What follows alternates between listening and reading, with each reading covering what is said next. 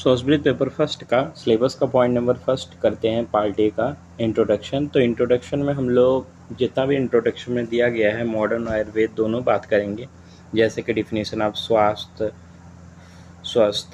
संस्कृत और आरोग्य के लक्षण क्या है, संस्कृत का प्रयोजन क्या है, WHO की डिफिनीशन क्या है, ठीक है, डायमेंशन ऑफ हेल्थ क्या है और कॉन्सेप्ट ऑफ वेलबींग क्या है, सभी चीज़ों की बात करेंगे। तो सबसे पहले जानते हैं, देखो स्वस्थ वृत्त में स्वस्थ जो है वो स्व प्लस अस्त से मिलके बना है।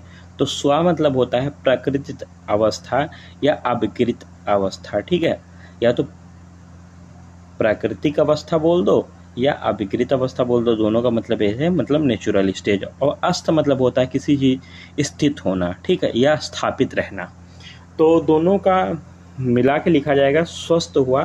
तो क्या स्वस्थ में क्या है, तो प्राकृत अवस्था ही स्थित रहना। तो जैसे मनुष्य के अंदर सभी क्रियाएं जो होती हैं शारीरिक और मानसिक, वह अपने प्राकृत अवस्था में ही स्थित रहती हैं, उसी को हम क्या कहते हैं, स्वस्थ कहते हैं। तो आपको स्वस्थ क्लियर हो गया, ठीक है। बात करते हैं, देखो स्वस्थ की परिभाषा क्या है।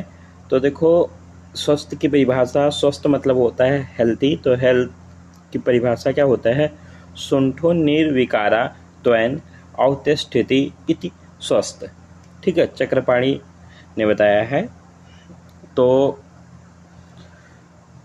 अच्छा, सुंठो मतलब होता है अच्छा, निर्विकार मतलब होता है विकार रहित स्थिति, और औत्स्थिति मतलब होता है बने रहना, और इति स्वस्था मतलब वही स्वस्थ है, मतलब विकार रहित स्थिति ही बना रहना ही स्वस्थ कहलाता है। देखो शरीर की सभी विकार से मुक्त होना ही स्वस्थ कहलाता है, या जो व्यक्ति के विकार रहित हो या निर्विकार अवस्था में हो, स्थित हो, उसी को स्वस्थ कहते हैं। जिसमें निर्विकार स्थिति या प्रकृत अवस्था या विकार रहित अवस्था को कहते हैं दोष धातुमल जो होते हैं उनके क्या हो, प्राकृतिक अवस्था में हो। पहले भी मैंने बात किया था स्टार्टिंग में। तो आपको स्वस्थ की परिभाषा क्लियर हो गई। अब बात करते हैं स्वास्थ्य। तो देखो स्वास्थ्य क्या होता है, स्वास्थ्य जो होता है उसे हेल्थ बोलते हैं। तो स्वस्थ के भाव को ही स्वास्थ्य कहते हैं। तो देखो मतलब स्वस्थ से भाव स्वास्थ्य, ठीक है, स्वस्थ होने की जो अनुभूति है, स्वस्थ होने का जो भाव होता है उसी को स्वास्थ्य कहते हैं। स्वास्थ्य व्यक्ति के भाव को, स्वस्थ व्यक्ति के भाव को स्वास्थ्य कहते हैं, ठीक है।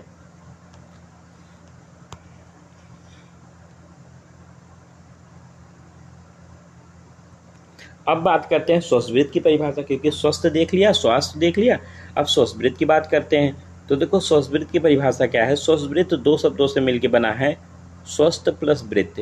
तो स्वस्थ रहने के लिए जो व्यवहार या आहार विहार किया जाता है, उस दोनों को मिला के उसी को स्वस्थ वृत्त कहते हैं। तो स्वस्थ मतलब स्वास्थ्य होता है, और वृत्त मतलब जो स्वस्थ रहने के लिए आहार विहार किया जाए उसी को मिला के स्वस्थ वृत्त कहा जाएगा। देखो स्वस्मिन् स्थाने स्वस्मिन् कर्माणि स्वस्थो रूपे स्थिते तद्वृत्यम स्वस्वृतम। ये श्लोक बहुत इंपॉर्टेंट है, याद कर लेना चाहिए। तो स्वस्मिन् स्थाने मतलब यहाँ देखो तीन चीज़ याद करनी है, स्थान, कर्म और रूप, ठीक है, बस यही तीन चीज़ें याद करनी है।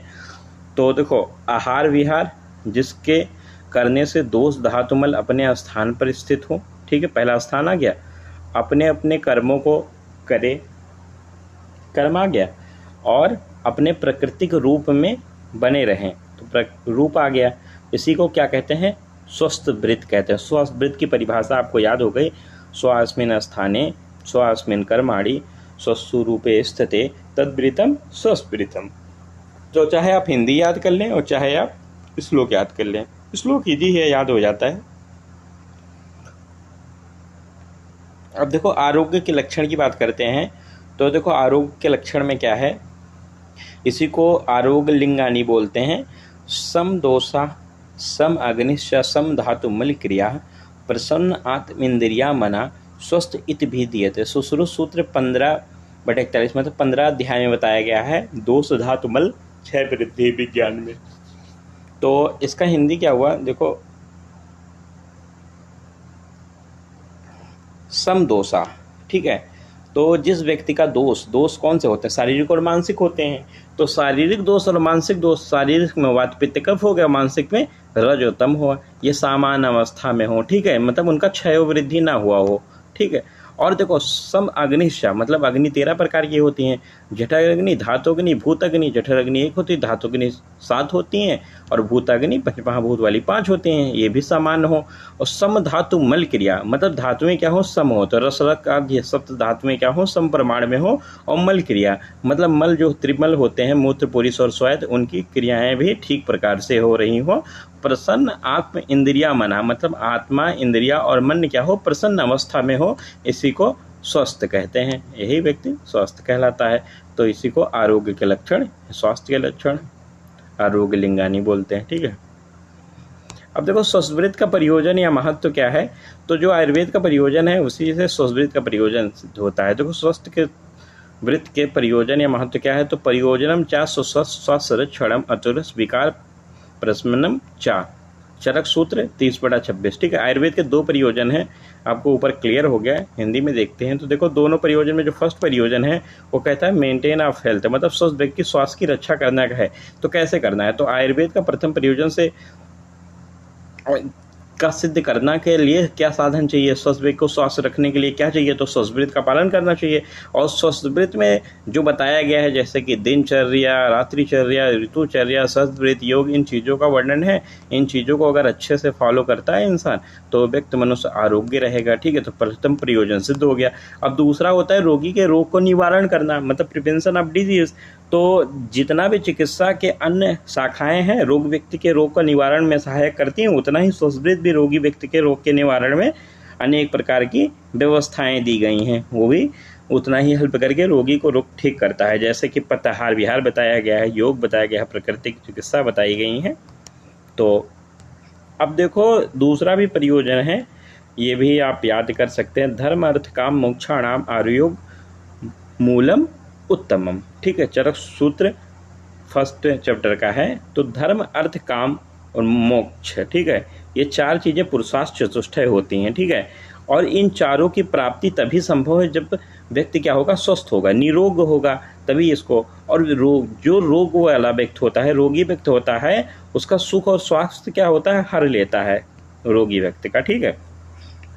क्योंकि रोग व्यक्तियों का स्वास्थ्य और सुख हर लेता है, इसलिए निरोग होना है। और निरोग तभी होंगे जब स्वस्थवृत्त का पालन करेंगे, और जब निरोग रहेंगे तो धर्म अर्थ और काम और मोक्ष की प्राप्ति होगी। तो इसी पुरुषार्थ चतुष्टय की प्राप्ति के लिए सबसे पहले स्वस्थवृत्त का पालन बहुत ही आवश्यक है। तो हम लोगों का आयुर्वेद पोर्शन खत्म हो गया। अब बात करते हैं मॉडर्न की। तो देखो WHO की डिफिनीशन क्या है, WHO की 1948 में दी गई, health is a state of complete physical, mental and social wellbeing and merely an absence of disease or infirmity या वीकनेस, ठीक है। तो स्वस्थ व्यक्ति पूर्ण रूप से शारीरिक, मानसिक और सामाजिक कणियाल की स्थिति है, न कि केवल बीमारी या दुर्बलता की अनुपस्थिति होना। मतलब ये नहीं कि उसके अंदर कोई बीमारी नहीं है, दुर्बलता नहीं है, तो वो स्वस्थ है। स्वस्थ पूरा शारीरिक, मानसिक और सामाजिक रूप से होना ही स्वस्थ कहलाता है।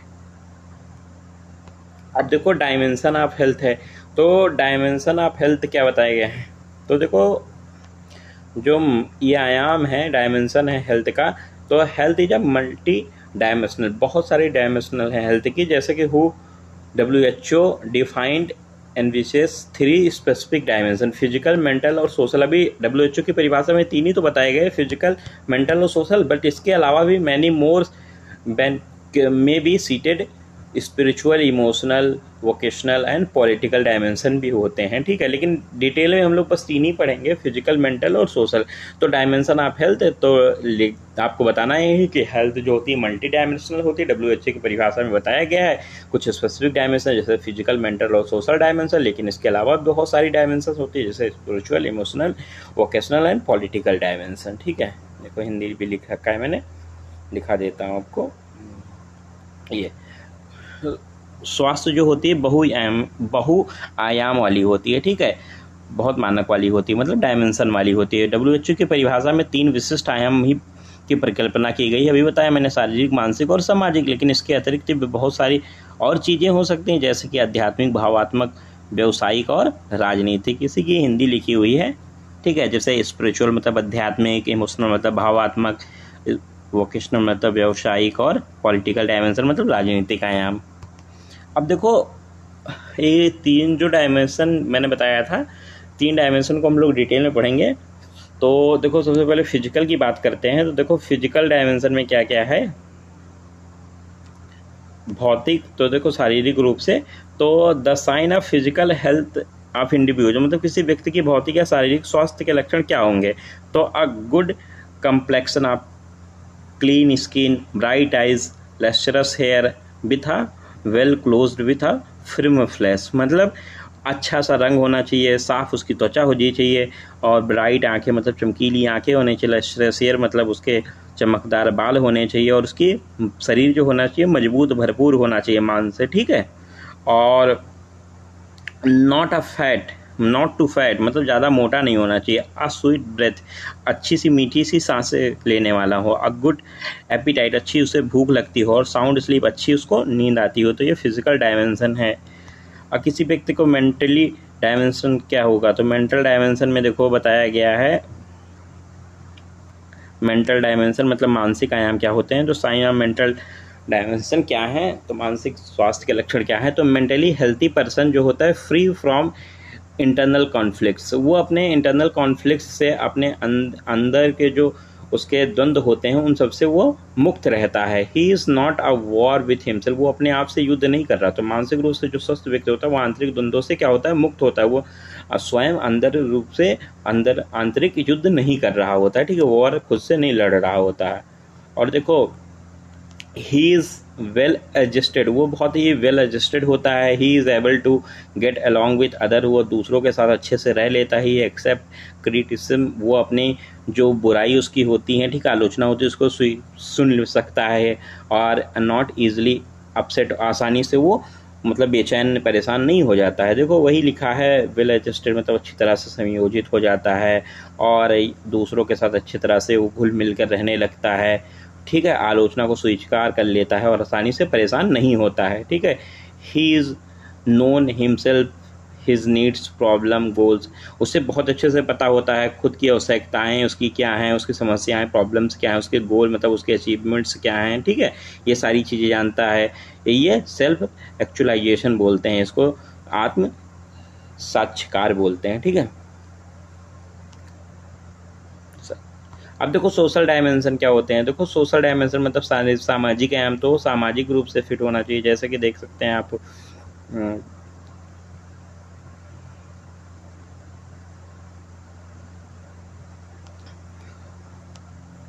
Social wellbeing implies harmony or integration with the individual, between each individual and other member of the society, और between individual world in they live। मतलब देखो ये लिखा है आपका, सोशल वेलबींग इम्प्लाइज हार्मनी और सद्भाव और इंटीग्रेशन, मतलब उसके अंदर सद्भाव एकीकरण की भावना होना चाहिए समाज के कल्याण के लिए। जैसे कि यहाँ लिखा है देखो, विथ इन द इंडिविजुअल मतलब उसके खुद के अंदर, ठीक है, प्रत्येक व्यक्ति के भीतर होना चाहिए, ठीक है।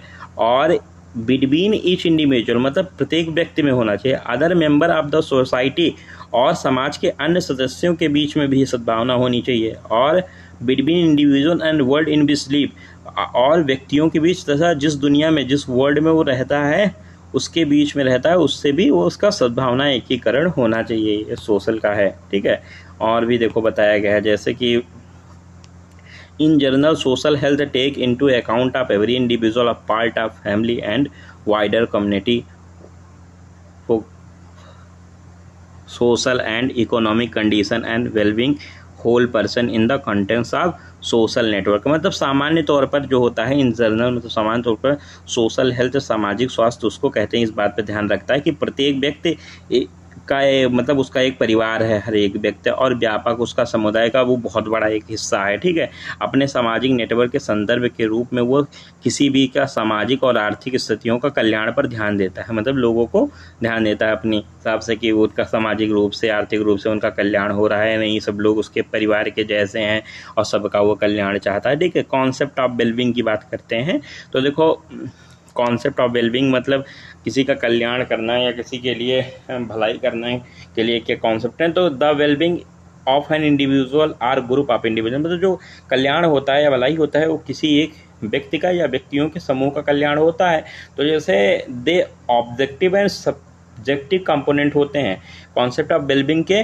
देखो ये अच्छे से ऐसे याद करना है, बहुत कंफ्यूजिंग टॉपिक है इसलिए मैं जैसा बताऊं वैसे बस, ज़्यादा कुछ उसमें पढ़ना नहीं। कॉन्सेप्ट ऑफ वेलबींग, तो कॉन्सेप्ट ऑफ वेलबींग में कि उसी व्यक्ति का मतलब किसी एक इंडिविजुअल का या व्यक्तियों के समूह का कल्याण या भलाई होता है, ठीक है, मतलब उनका वेलबींग होता है। और साथ में इसके दो कंपोनेंट है। कौन से कंपोनेंट है? ऑब्जेक्टिव और सब्जेक्टिव। इसके दो कंपोनेंट या दो घटक होते हैं, ठीक है। अब देखो ऑब्जेक्टिव और सब्जेक्टिव होता क्या है। तो देखो ऑब्जेक्टिव कंपोनेंट जो होता है जनरली उसको स्टैंडर्ड ऑफ लिविंग या लेवल ऑफ लिविंग से जाना जाता है। और सब्जेक्टिव जो है और उसका कंपोनेंट जो होता है उसका wellbeing refer to quality of living. तो यहाँ सिर्फ एक्सटर्नल है, ऑब्जेक्ट किसी संसाधन से लिया जाएगा, तो स्टैंडर्ड ऑफ लिविंग या लेवल ऑफ लिविंग, ठीक है। और सब्जेक्टिव की जब बात की जाए गुड़ इसमें आएगा तो क्वालिटी उसका क्या है, ठीक है, वेलबींग की। आप देखो डिटेल में स्टैंडर्ड को पढ़ते हैं तो एक और स्टैंडर्ड मतलब इसका स्तर क्या है, ठीक है। जैसे कहते हैं आपका स्टैंडर्ड क्या है, आपके पास क्या है, उसी हिसाब से स्टैंडर्ड मेंटेन करते हैं। आपके पास क्या क्या सुविधाएं हैं तो उसी से रिलेट करके है। According to WHO income and occupation, कैसा इनकम है, कैसा ऑक्यूपेशन है। स्टैंडर्ड ऑफ हाउसिंग, कैसे घर में आप रहते हैं। सैनिटाइजेशन एंड न्यूट्रिशन, कैसा आपका वहाँ साफ सफाई है, कैसी आपकी न्यूट्रिशन है। Level of provision of health, कैसा स्वास्थ्य है, कैसा एजुकेशन है। और रिक्रिएशन एंड अदर सर्विसेज में भी all dividedly measure socio economic status, उसका सोशल इकोनॉमिक स्टेटस इन्हीं चीज़ों पे डिपेंड करेगा। Collectively index of standard of living, इसी के इंडेक्स को बोलते हैं स्टैंडर्ड ऑफ लिविंग, ठीक है। यहाँ देखते हैं ऐसे, देखो आपको समझा देता हूँ, बहुत ईजी है। इसमें बस इतना सा आपको जानना है कि जो स्टैंडर्ड होता है उसका कैसे स्टैंडर्ड मेंटेन होगा, उसका सोशल इकोनॉमिक स्टैंडर्ड स्तर कैसे मेंटेन होगा, तो उसके अनुसार उसका व्यवसाय कैसा है, उसका आवास मतलब रहन सहन कैसा है, उसका स्वच्छता सैनिटाइजेशन कैसा है, उसका पोषण न्यूट्रिशन कैसा है, उसका स्वास्थ्य शिक्षा कैसी है, उसकी मनोरंजन और अन्य सेवाएं उसके साथ सब चीज़ें कैसी हैं, इनका व्यक्तिगत उसका उपयोग जैसे सामाजिक और आर्थिक स्तर पर उसका स्टेटस मेंटेन करता है। इसी को स्टैंडर्ड ऑफ लिविंग कहते हैं। अब देखो इसी में आगे आता है लेवल ऑफ लिविंग। तो स्टैंडर्ड ऑफ लिविंग का ही पैरेलल लेवल ऑफ लिविंग बोलते हैं। तो जो स्टैंडर्ड ऑफ लिविंग में जो बताए गए हैं, जब parallel term for standard living use to united documents in level of living, ठीक है। तो कुछ नहीं, इसमें 9 कंपोनेंट जो होते हैं वो 9 कंपोनेंट्स जो होते हैं वही बताए गए हैं, जो ऊपर बताए गए थे वो यहाँ ओपन करके बताए गए हैं। तो सेम चीज़ें हैं दोनों। तो देखो हेल्थ हो गया, food consumption, education, occupation and working condition, housing, social security, clothing and recreation and leisure, और ह्यूमन राइट्स, ठीक है। तो देखो बताया गया है, देखो हेल्थ मतलब उसका स्वास्थ्य कैसा है, फूड कंजप्शन मतलब उसका भोजन की खपत क्या है, उसका एजुकेशन लेवल क्या है, अच्छा, ठीक है। ऑक्यूपेशन और उसकी वर्किंग कंडीशन कैसे, मतलब काम करने का व्यवसाय का उसका स्थिति क्या है। और हाउसिंग उसका घर कैसा है, ठीक है, आवास उसका। सोशल सिक्योरिटी वहाँ सुरक्षा कैसी है। और क्लॉथिंग उसके कपड़े कैसे हैं। और रिक्रिएशन एंड लेजर मतलब उसका मनोरंजन और उसका अवकाश मतलब उसकी छुट्टियाँ कैसी हैं। और ह्यूमन राइट्स उसका मानवाधिकार, ये सारी चीज़ें उसके आती हैं, ठीक है, लेवल ऑफ लिविंग में। और it is a considered that health is a most important component of level of living, मतलब जो हेल्थ होती है ये सबसे इम्पॉर्टेंट कंपोनेंट होती है लेवल ऑफ लिविंग में, ठीक है।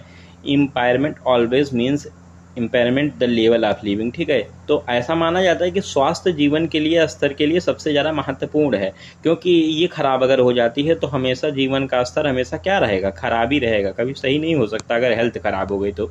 अब देखो क्वालिटी तो मैंने बताया था ना, इसमें गुण आएगा, तो वही जो आपके पास 9 चीज़ें थी वो कैसे आपकी लाइफ में हैप्पीनेस आपको दे रही हैं कि नहीं दे रही है, उनका यूज़ आप कर रहे हैं तो उनका प्रॉफिट ले पा रहे हैं कि नहीं, वही बताया गया। बस इसमें अपनी बना के लीजिए, क्वालिटी ऑफ लिविंग जीवन की गुणवत्ता क्या है। तो quality of living was defined WHO the condition resulting from the combination effect of the complete range factors such as those determining health.